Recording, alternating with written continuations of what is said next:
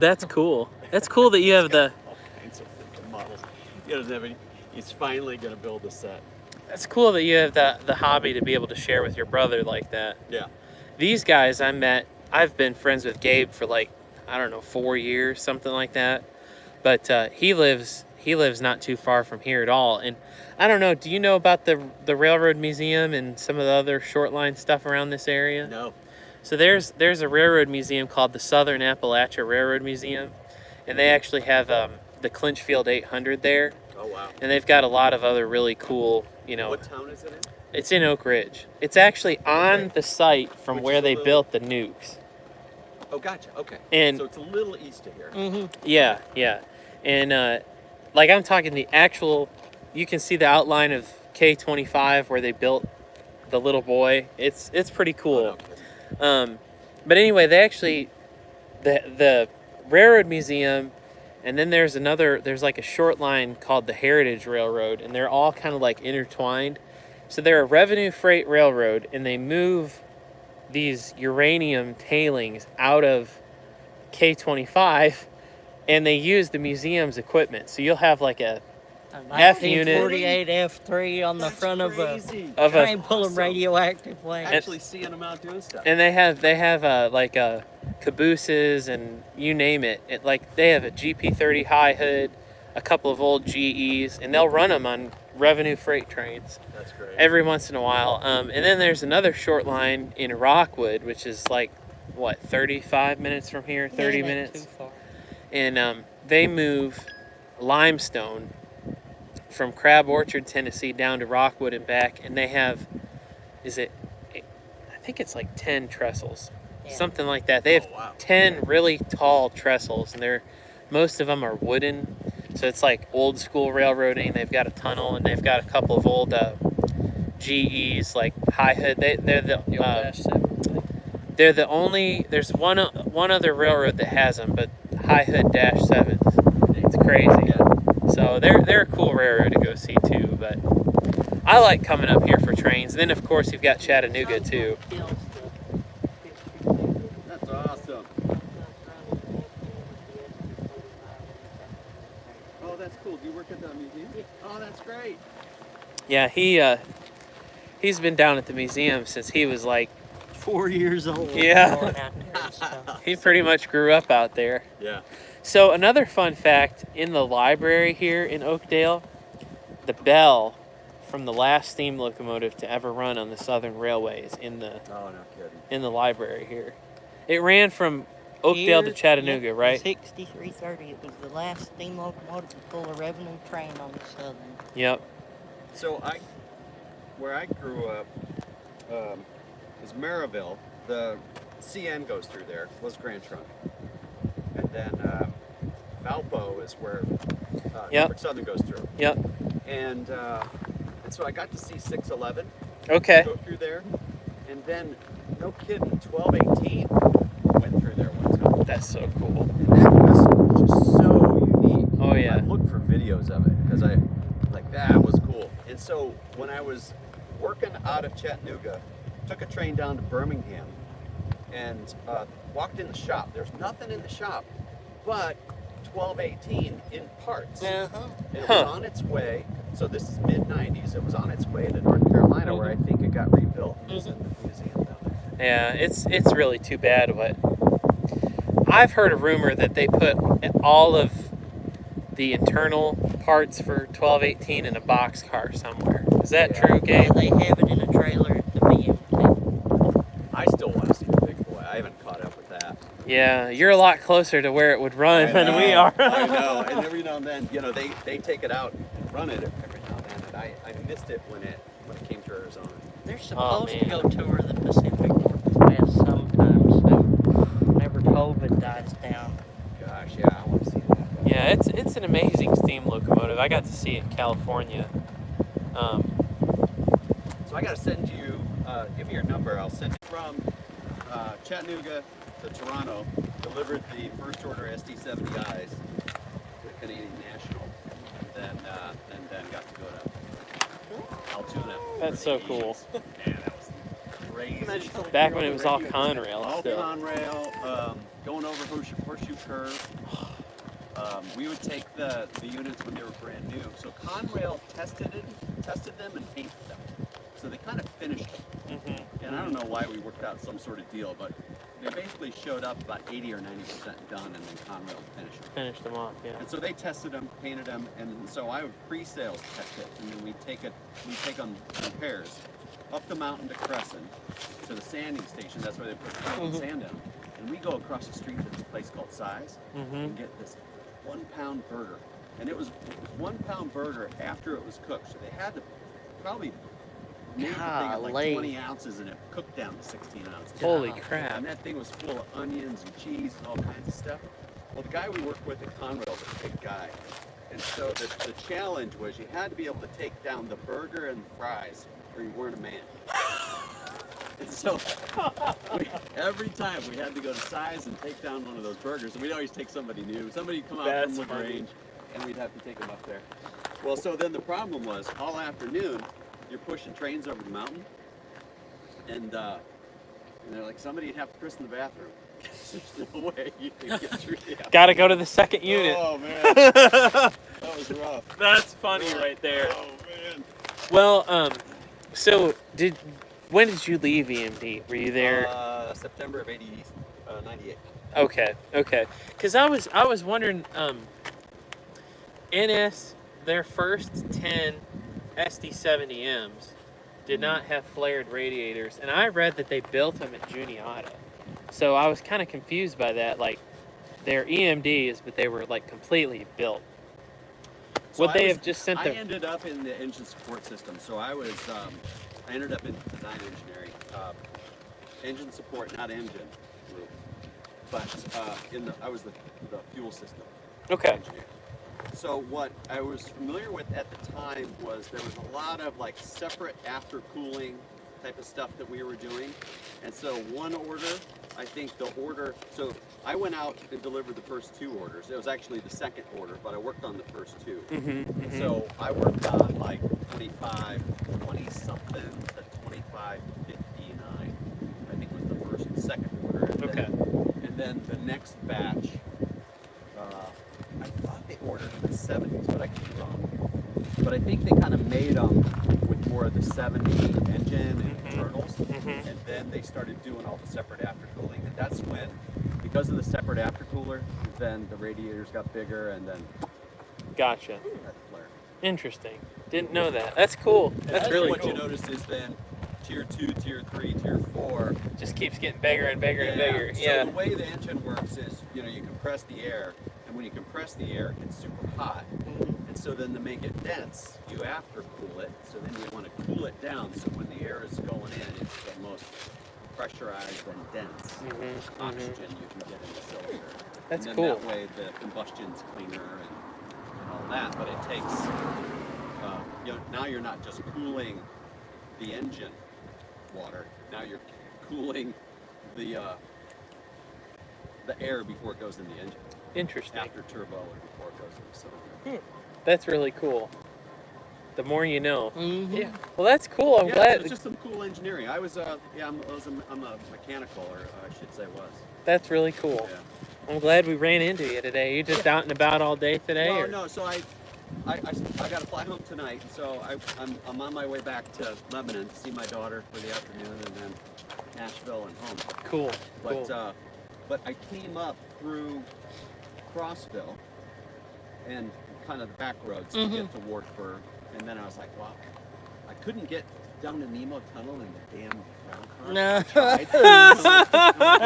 You're down there and you get them big old ruts. Yeah, Huh? and I'm like, "Argh." Yeah, not. And so I actually have a Jeep at home, so I'm like, Mm-hmm. driving me crazy. So anyway, I wanted to come down this way. I wanted to check out Harriman, and I just thought, okay, I just want to try to catch some trains. Well, way. on your way back to Crossville, you ought to follow, is it Highway 70? Is that what it is that goes from Rockwood? So if you go to Rockwood and then go all the way through Rockwood, like you're going south on 27, there's a road, you'll see the signs for it. It's Highway 70.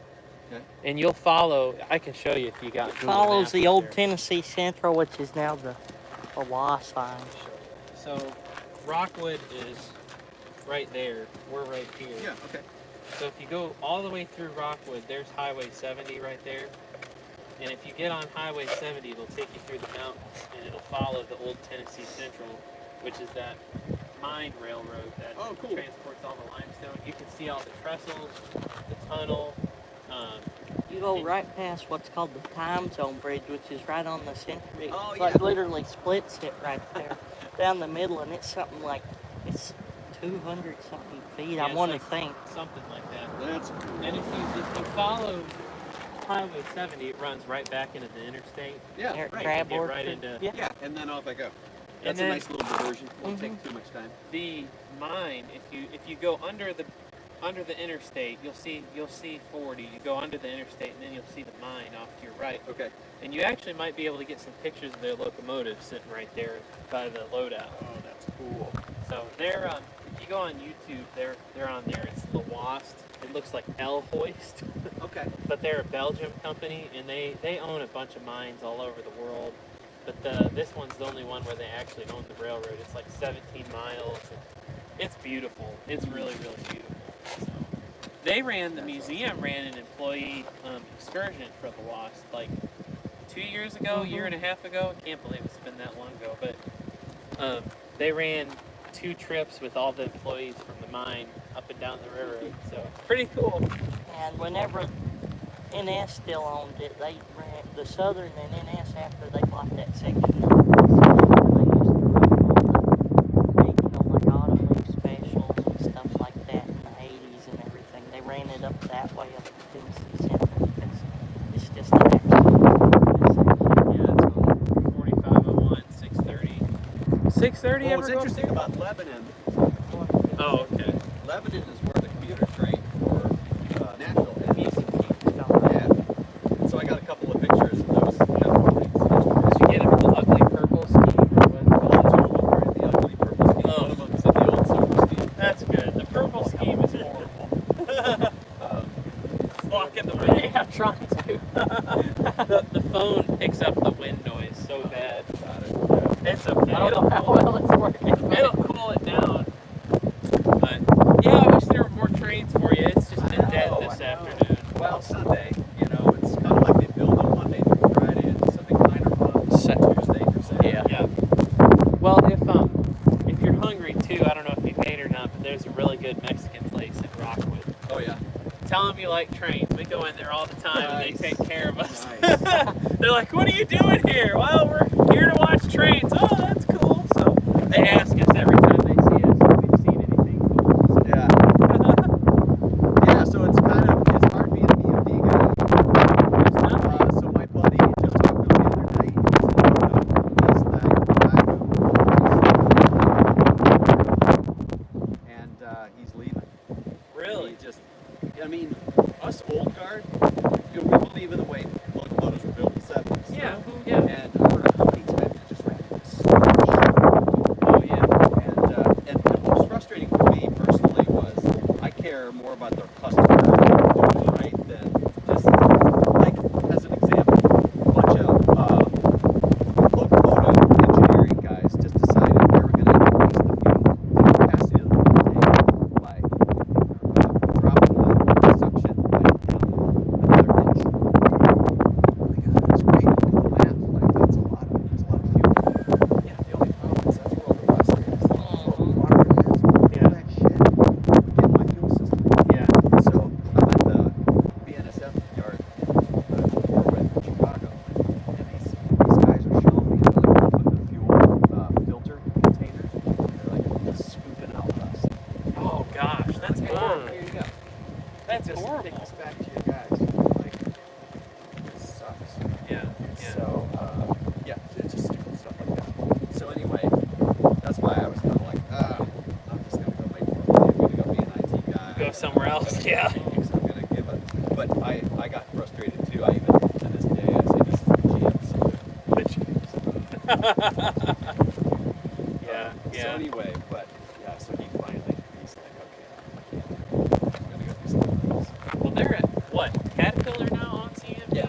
Yeah, Progress is owned by that. Yeah. And Progress was separate from EMD, right? They bought EMD and then Yeah, Caterpillar. he got spun off by GM.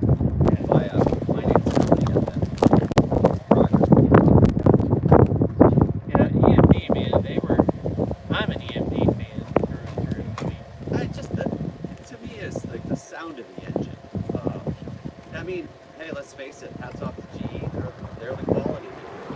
And back in our day, we were more expensive. Yeah. Because GE would just stamp them out. Mm-hmm. They're like, this is your locomotive. But we would say, oh, what would you like? We customize every order. Yeah. Yeah. And so our manufacturing was not efficient. It was costly. And so our locomotives were more. And so the railroad would say, okay, well, your locomotive's more. Like, why? Well, because they're better. All right, well, then prove it. Stand behind it with a 5-year warranty. Yeah. Okay. And then we just lose money Left and right. for 5 Yeah. years. Yeah. And whereas GE would just stamp them out, 2-year warranty is like a refrigerator. Yeah. Right? And so, anyway, you know, I kept trying to say, guys, like, why do we make every order custom? Why is this so very different now? And that was the time when we were making the 70 Max. That's so cool, man.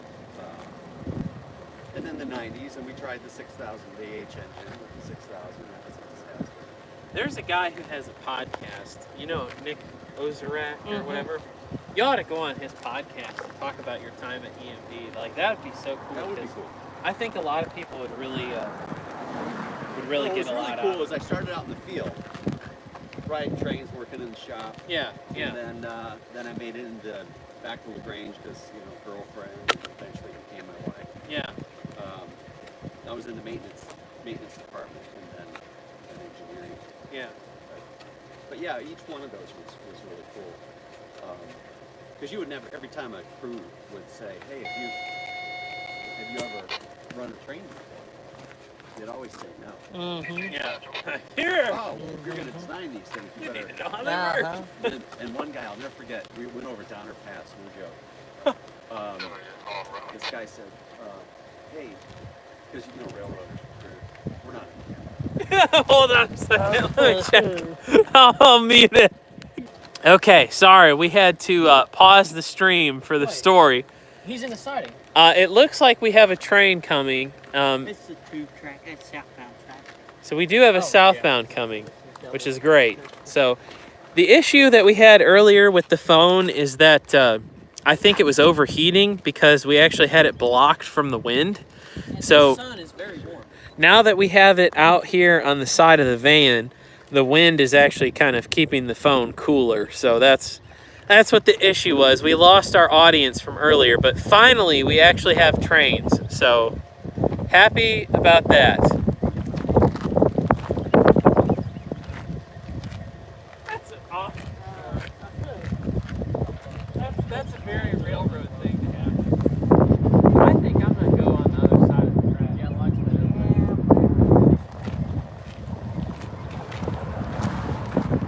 that. So you think we got a northbound coming or south? I mean, I know there's a southbound, Well, but they gave him an advanced approach, but it may be because he's still a little ways out. Yeah. I'd imagine it'll pop up to green here in a minute.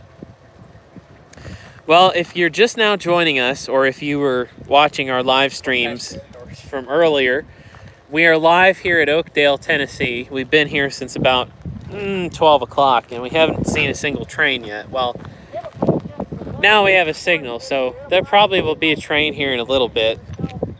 Been having issues with the stream because the phone is it's overheating, and now we've got it out in the wind. So the wind noise sucks, but we know that the stream isn't going to die on us at least. So I'll pan the phone around because it is a southbound that we have coming, and that way you'll be able to see the southbound as the train comes around. So if you haven't done it yet, make sure you hit the like button. It helps out a lot with the YouTube algorithm.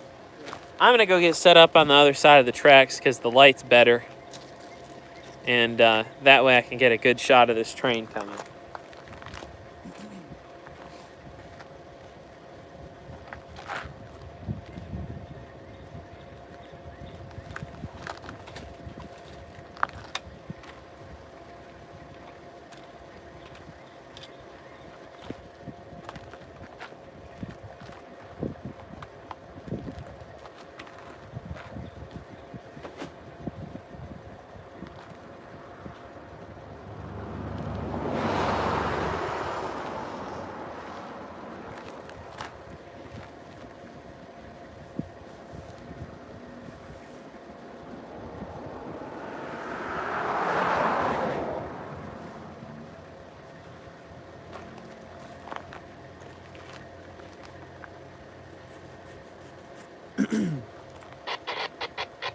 See here, someone just left a super chat.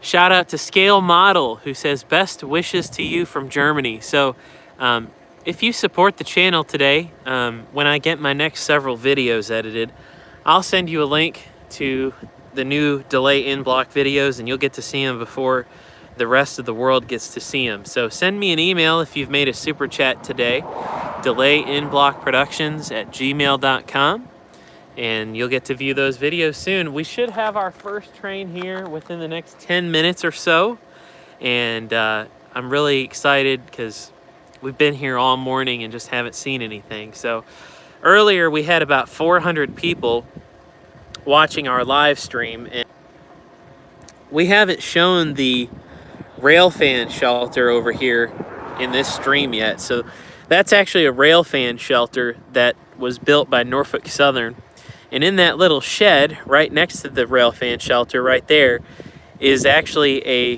grill, and sometimes train crews cook out when they're sitting here waiting for the signal. They'll grill hamburgers and hot dogs and things like that in the summertime. So I'm gonna hop over to the other side of the track so I can get a good shot of this guy with the light and enjoy the stream.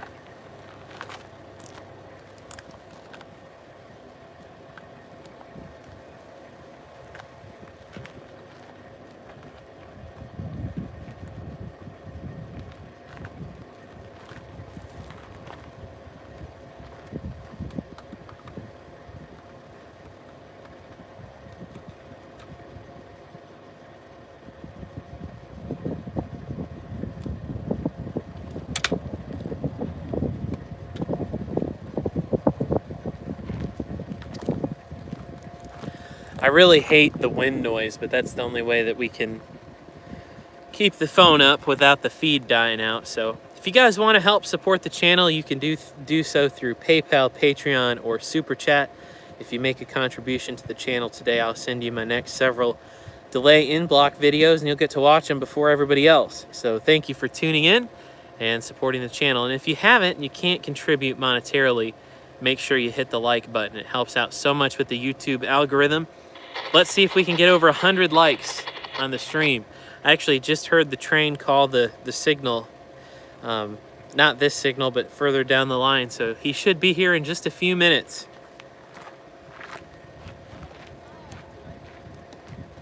I couldn't make it out.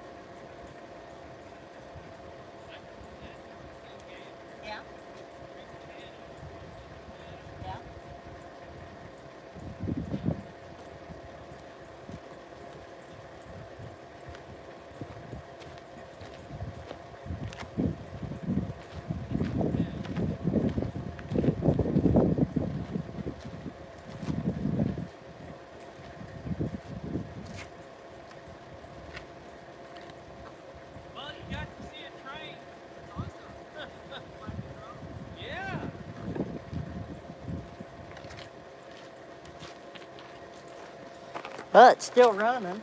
That's good. Well, there you have it. That's our first train of the day. So I'm going to pause the live stream. Don't go anywhere. And we're going to go to the other side of the track where the light is better. And also it looks like I can keep it in the shadows.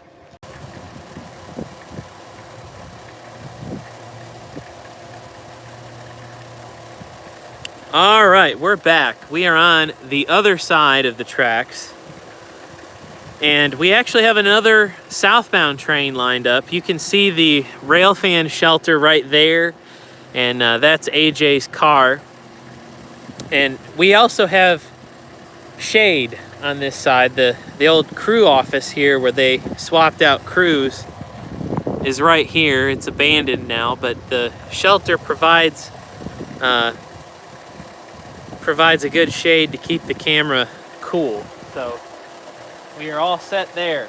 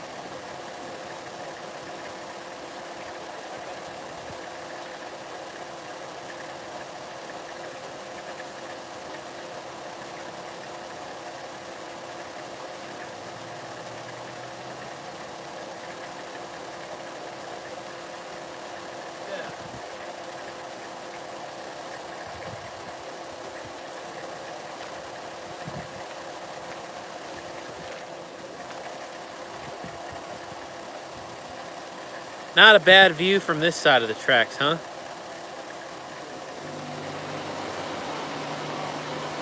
What?